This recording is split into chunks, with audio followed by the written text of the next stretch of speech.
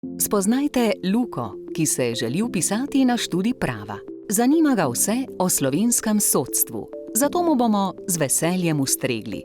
Začnimo na začetku, torej na vrhu. V Sloveniji je oblast razdeljena na 3 veje, ki neodvisno opravljajo svoje naloge. Pri tem vsaka nadzoruje drugi 2. Zakonodajna veja sprejema zakone. Te najpogosteje predlaga vlada, lahko pa jih predlagajo tudi poslanci ali volivci. Izvršilna oblast, ki jo sestavljajo vlada, predsednik in državna uprava, skrbi za izvajanje zakonov. Naloga sodstva kot 3. veje oblasti je, da na podlagi veljavnih predpisov nepristransko in neodvisno odloča o pravicah, obveznostih in obtožbah. Temelj delovanja sodstva predstavljata načelo enakosti pred zakonom ter spoštovanje človekovih pravic in svoboščin, kar je tudi zapisano v Ustavi Republike Slovenije. Poznamo sodišča splošne pristojnosti in specializirana sodišča 1. ali 2. stopnje. Na najvišji stopnji odloča Vrhovno sodišče. Okrajna sodišča so pristojna za odločanje v sporih nižje vrednosti in glede kaznivih dejanj z nižjo zagroženo kaznijo ter za nekatere druge vrste postopkov. O sporih višje vrednosti in kaznivih dejanjih, za katere je zagrožena kazen nad 3 leti zapora, odločajo okrožna sodišča. Nad njimi so višja sodišča, ki odločajo o pritožbah zoper odločitve sodišč 1. stopnje. Vprašanja z delovnega, socialnega ter upravnega področja rešujejo specializirana sodišča. Najvišje mesto v slovenskem sodstvu ima Vrhovno sodišče, ki rešuje izredna pravna sredstva z vseh pravnih področij.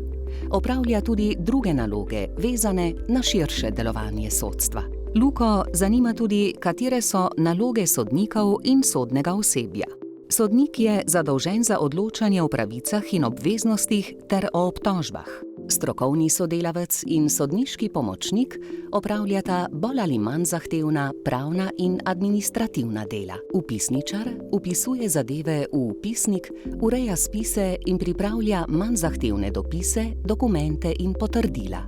Naloga zapisnikarja je pisanje zapisnikov na obravnavah, izdelovanje prepisov sodnih odločb in zvočnih zapisov zapisnikov. Za nemoteno delovanje skrbi tudi drugo osebje, ki opravlja najrazličnejše naloge. Z delom sodišč pa so povezani tudi ostali pravni in drugi strokovnjaki. Odvetnik je pooblaščenec, ki zastopa stranko v sodnih postopkih ali zagovarja obdolženca.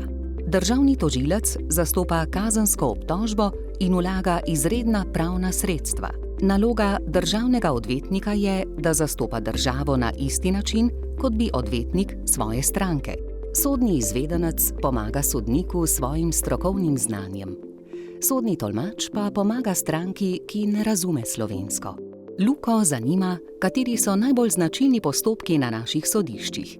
Mednje štejemo kazenske in prekrškovne postopke.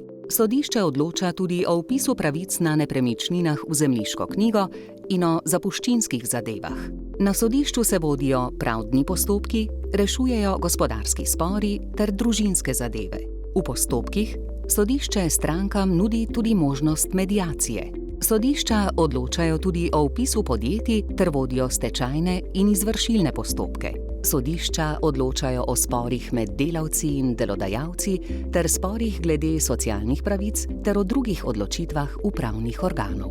Pravice sicer ni mogoče izmeriti, je pa lažje izmeriti obseg opravljenega dela in zadovoljstvo strank. Podatki se redno objavljajo na spletnih straneh sodstva. Tako, to je bilo na kratko vse v slovenskem sodstvu. Če pa vas zanima več, si oglejte našo spletno stran.